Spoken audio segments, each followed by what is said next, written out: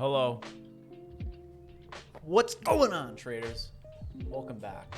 I'm gonna shake the camera as much as I can. Okay. Welcome back to another video.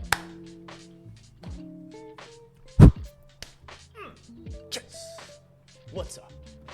Today is gonna be a bit of a longer video. Okay, so get yourself a cranberry and let's begin, shall we? Okay, I promise this is gonna make you profitable. Rolling in cash, baby. You want a Dracaena like that? You do. So come on down. All right, we're gonna be talking my A+ setups. Once again, for this video, I had to make notes, okay? We're starting to get into videos where I can't just wing it anymore, which sucks, because I like to wing it. That's why I stream on Twitch and don't make YouTube videos, but here we are, okay? Now, we're gonna be covering a number of topics that are as follows, okay? Rejections and pullbacks, break and base, 200 EMA, touch with demand zone, one of my favorites, the 20 EMA crossover the VWAP, ascending triangles, pre-market high, pre-market low, yesterday's high of day, yesterday's low of day. I say yesterday. That's like an accent, isn't it? I don't know. And the VIX, okay, that we talked about in the last video, gap fill, liquid price area of confluence, and any combination of those that might kind of help us out a little bit, okay? So let's begin, because this might be a longer one, okay? But stay with me. This is going to be a lot of fun. Let's dive in. Okay, welcome. As you can see, I got my list up on the side here so that I don't forget. Once again, we're in a live trading scenario right now, so you're going to see things happening on the screen. Your discretion is advised. Okay. Rejections and pullbacks. This one is very simple, okay? I am personally a pullback trader, okay? And we'll go into greater detail on pullback traders and breakout traders in the next video, which is going to be, if we scroll down here, how to create your strategy. That's the next video. So if you're looking forward to that, you might want to hit like and subscribe to the channel for more, okay? Now, rejections and pullbacks. This one's very easy, and it kind of goes hand in hand with pre-market high, pre-market low, yesterday's high of day, and yesterday's low of day. Okay, it is very simple. We can flip over to QQQ, and as you can see, I mean, this level probably wasn't here originally, but we don't even really need it. So if we take away my script for a minute, bam, it's gone. This is Powell dumping on the market, by the way. It was nasty. He just like, yeah, he crushed our hopes and dreams. You know what I'm saying? But what do we expect? So if I draw out here supply, right, which is going to be off this high back here, after hours high, pre-market high again, and then look, bam, there we go. Okay, so that's how you draw out supply and demand. First of all, that's a 30-second lesson on supply and demand. I do have a supply and demand video out. Check it out. I'll try to remember to link it in the description. Probably won't. Anyway, a pullback into supply is what we could have traded today. Very good example. What happened? We ran up in pre-market. This is weird price action. We have seen it before. Just happened now and then. Then we sell off right to the open. Here's your sell-off candle. Bam. Reaching down here, sort of this like, sort of pre-market low theory level.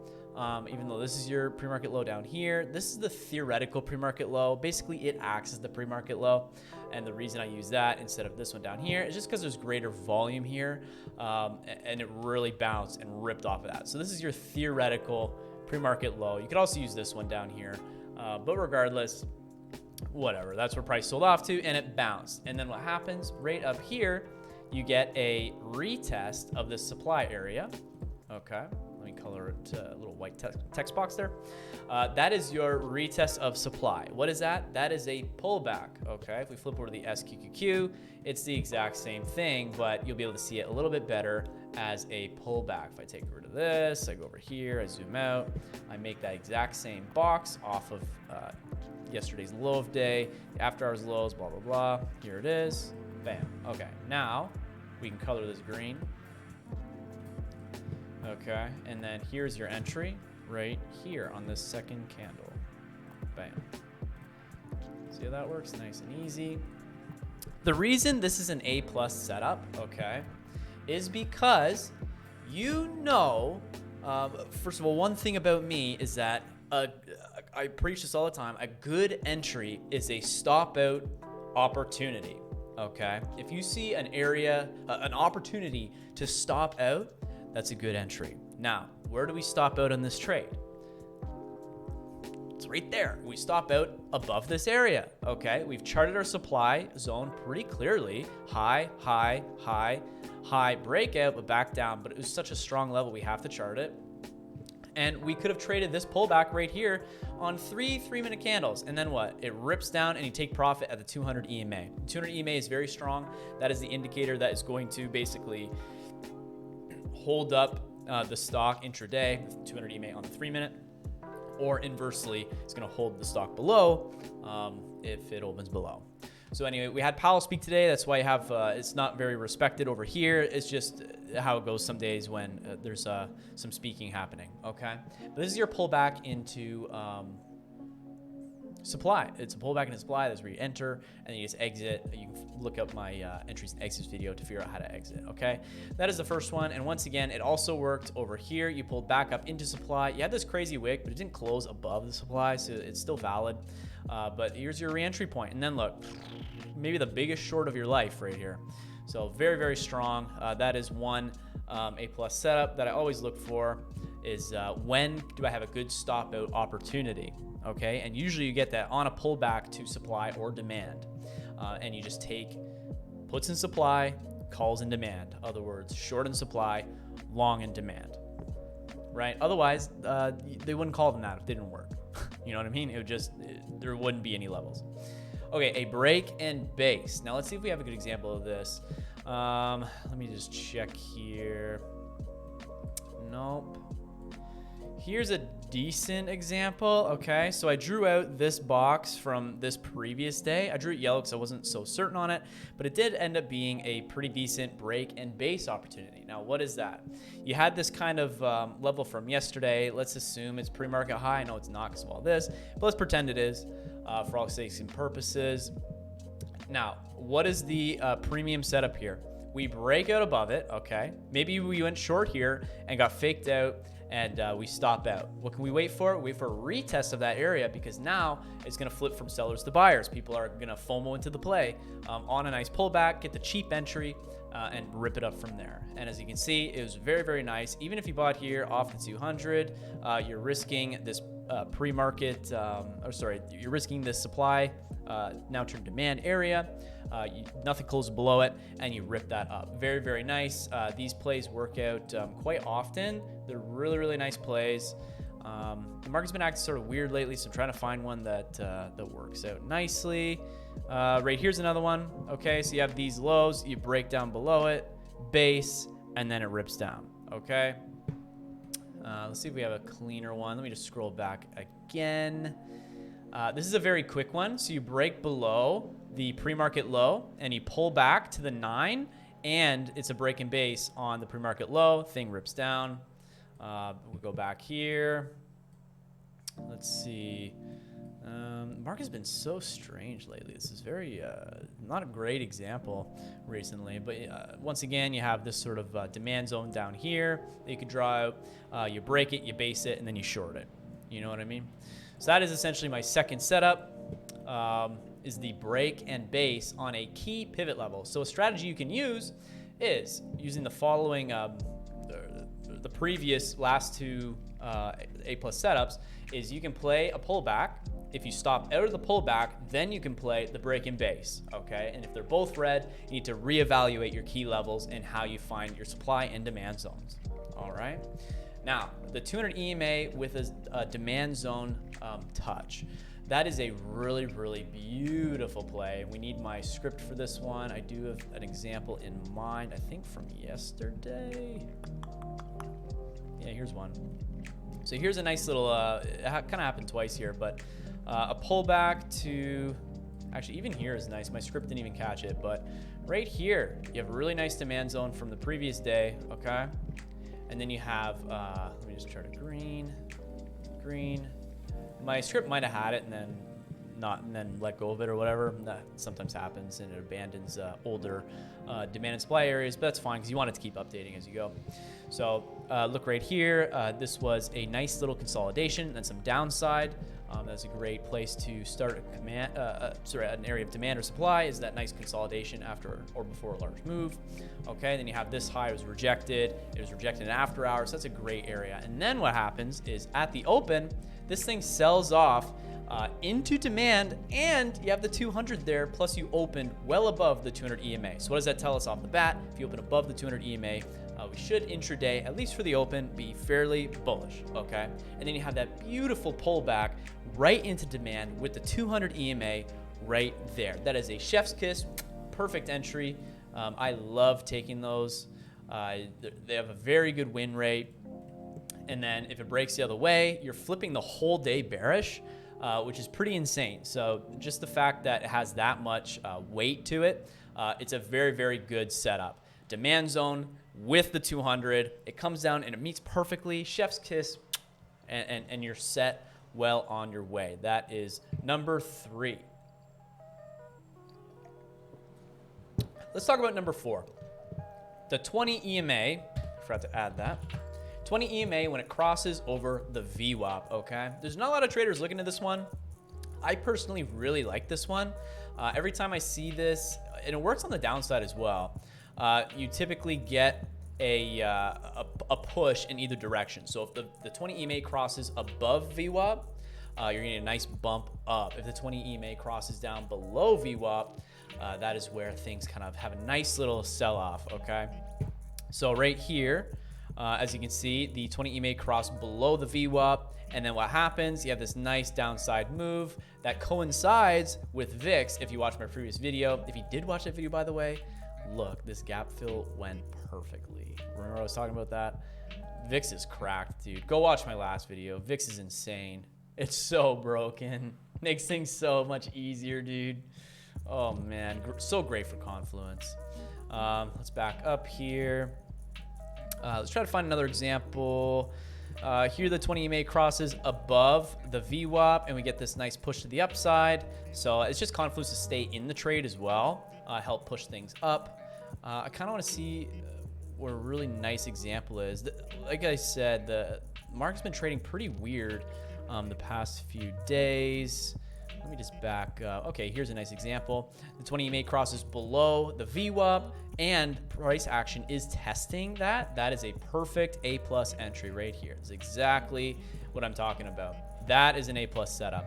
All right, we're below the pre-market low. It's kind of a break and base on the pre-market low. Plus, you have the 20 EMA crossing down below the VWAP, and price action is right there testing it.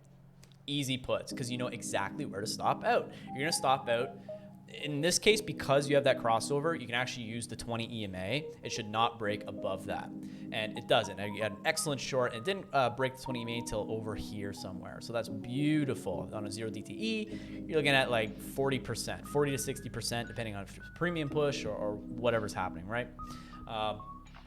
Yeah, and it's a nice break and base as well. So that is the crossover. Let me see if there's a bullish one. I want to show both sides, but it looks like it hasn't happened in a while. Where the 20? Oh, right here. So there's the cross right there, and then bam, it launches up. So it's a very, very excellent crossover that I use. Just some added confluence usually, unless price action is testing it. Okay. Now moving on to the next one, we have ascending triangles. So I really love ascending triangles. The best example actually is VIX right here. So what is an ascending triangle? It is higher lows, okay, spread across. If you're on the 3-minute chart, you kind of want it. You want a long one. You don't want short, like a few 3-minute candles. That's not an ascending triangle. You want that proper up and down and up and down. You want this to take place over the course of, what is this, 10:30 all the way to 2 o'clock. That's an ascending triangle that you can have some confidence in, because it's been processing for how many hours is that? That's like 4 hours. It's been preparing, just building up tension, getting ready. And then what happens? You get this nice explosive move, a little bull flag onto the 9 EMA. That's another chef's kiss setup, by the way. Bull flag with high volume onto the 9. That's a bonus setup for you right there. Chef's kiss, and this thing just shreds, dude. VIX is going to be over $25 today. It's absolutely insane. We haven't seen that in a while. Crazy, okay? But this is a perfect textbook ascending triangle into breakout. You absolutely love to see it. Where do you buy into an ascending triangle? You try to figure out where your trend line is, okay? And you want to buy on that trend line. So let's say, we start from here and we push it off of this line, right? So let me get rid of this. Let's say we're drawing this out. It's happening. It's only hit this low. It hasn't done all this yet. Well, you can do this right here. Okay. And then look, here it is down here. It's also hitting this previous high of day as confluence and the 50 EMA and your upward trend line. That's 3 pieces. That is an A+ setup in an ascending triangle. And then you just let it ride, and that's it. You just let this thing play out. Obviously, this is the VIX, so I don't like to trade the VIX, but this does work on other tickers as well. I love ascending triangles, and a descending triangle, you just flip this. It's the exact opposite. It would be lower highs and a flat bottom, okay? And it's bouncing over the course of a few hours. And you just rip it downside on the trend line. That's your entry, and you just see if that thing plays out. Obviously, you have a nice easy stop as well because you can actually trail this this upward trend or downward trend, right? Which makes it super easy to play. You know exactly how to do it. It's calculated and it's smart. Okay. The next one I want to talk about is pre-market high, pre-market low. Yesterday's high day, yesterday's low of day. It's very easy. Okay, you want to go over here, and you're just going to chart this. You're going to go pre-market high, bam. Pre-market low, bam. Yesterday's high of day, right here, bam. Yesterday's low of day, bam. And you just draw those 4 levels out, and you just play off them. You can use them as risk areas if it's a supply area, and it's also pre-market high. You can use that as your risk. You know exactly where you're going to stop out. It's very, very easy, very, very simple. And that's what trading should come down to. It should be simple. You know what to do, and you do it. That's it. Okay. Now we move on to the last one here, VIX gap fill, liquid price area of confluence. I really recommend you guys go check out my last video on the VIX. Okay. It's an awesome video. It really, really breaks this thing down, how to trade it, but essentially confluence on areas just like this. Okay, we had this ascending triangle. We're lining up to take some puts, and then we notice this gap fill and all this fluid price action. Fluid price action is longer candles, okay, in a short period of time. That is fluid price action where price really starts to run. That gives us confluence that if we do enter puts, we can have some further out targets and actually get some, like a little bit of runs in here. We might hit 40%, then 60, then 80, then 100 pretty quick. So it's beautiful. It's absolutely beautiful. And you'd enter here and then let that rip up. Well, to the downside on the QQQ, for example. If we entered on that ascending triangle, we would have entered puts right around here. Okay, that's like 1339. Let's go to the VIX and see where's 1339. It's like right here-ish, right off the trend line roughly, and then you just let that thing rip up, and now you're in the money over here or whatever. If you bought Monday's expiry, it is Friday today, you're looking pretty dang nice, okay? And that's kind of it, guys. And then, of course, any combination, okay? This is very important. Any combination of these results in an A+++ setup. You absolutely love to see it. Thank you guys so much for joining me today. I appreciate it. Let's flip back to the Just Chatting cam. I appreciate you. I love you. And we'll see you in the next video. It's a bit of a longer one, so I'm going to wrap it up quickly. Check out my Twitch. Like, comment, subscribe. Let me know what you guys want to see next. I do have a video on how to create your trading strategy coming out as my next video. So stay tuned for that. You're going to want to put the bells on, the notifications, and make sure you're subscribed to YouTube and to Twitch, okay? I love you guys. I appreciate you. And we'll see you in the next one. 100 out.